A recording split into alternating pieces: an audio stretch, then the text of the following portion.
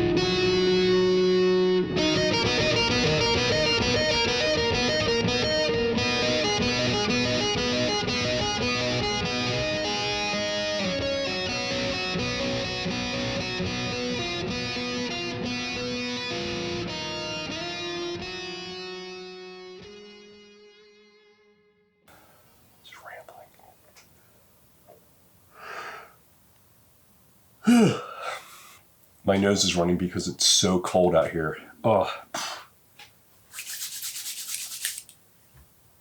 Hey, it's Cornfu, aka... No, wait.